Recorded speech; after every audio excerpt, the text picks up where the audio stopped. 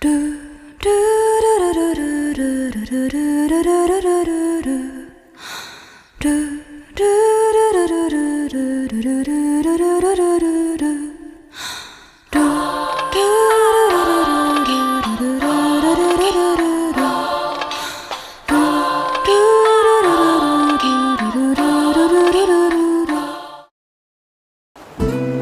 guys, this is Earl. So kami ng mga kaibigan ko, pumunta kami ng Samar na hindi pinagplanuhan. Bigla na lang sila nag-chat na, guys, let's go to Samar and deserve natin to kasi tapos na yung midterm exam natin. So, ayun, dali-dali kami nag-ready at samahan nyo kami sa aming pagpunta doon. So, let's go! So, dito, nasa jeep na kami, papunta kami sa Wharf, yung daungan ng barge papuntang Samar. Napakalakas ng ulan at maya-maya, natigil na rin naman siya. So, ito ang aking mga kasama, ang aking mga kaibigan. Kasama ko sila sa volleyball. So, dito, nakarating na kami sa Wharf. Napakalakas pa rin ng ulan. At kailangan natin maglinya at magbayad ng 20 pesos para sa barge papuntang Samar.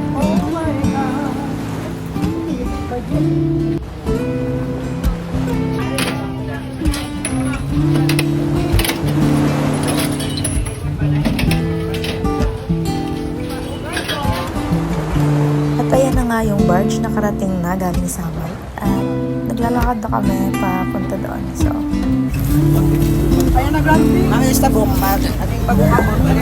Ayan na grabe.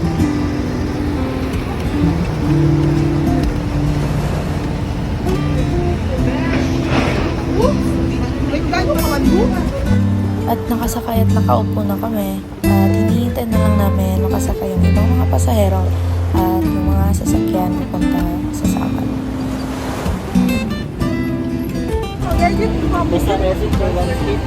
Say hi, guys. Pag-hi mo. At sa wakas, nakasakay na nga yung lahat at dito, paalis na yung barge namin.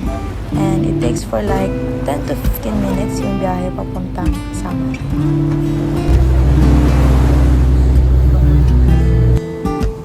After a few minutes, nakarating na nga kami and naglalakad na lang kami para magpa-checkpoint. And also, you have to pay 50 pesos for the environmental fee.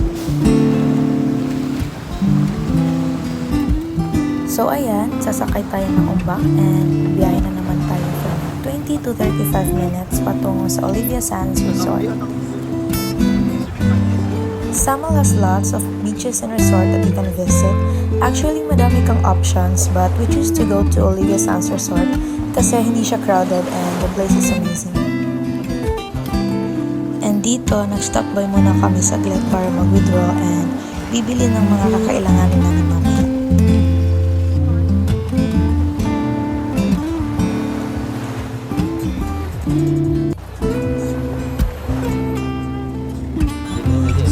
At sa wakas, nakarating na rin kami sa aming destinasyon and naglista na lang kami ng aming mga pangalan para sa waiver.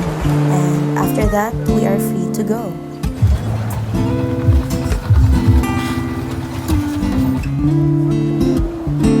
At nakababa na nga kami at mutikan pa na iwan yung pagkain at mga gamit namin sa motor.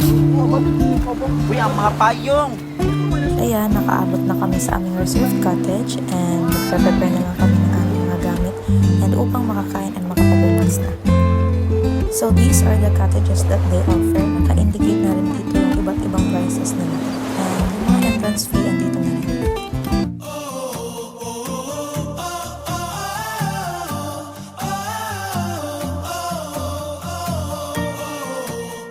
So this was the place looks like. Enjoy guys!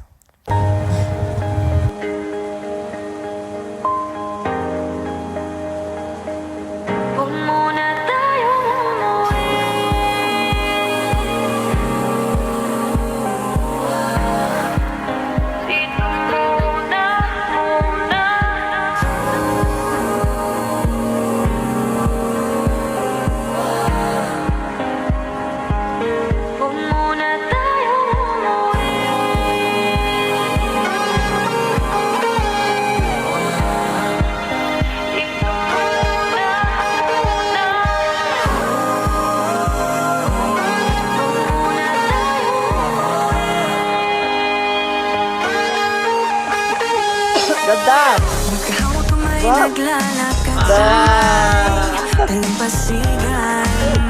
Saksi ang alam at buwan. Walang pilit sa tibok ng puso tuwing ika'y tumatawa o tumitiwin sa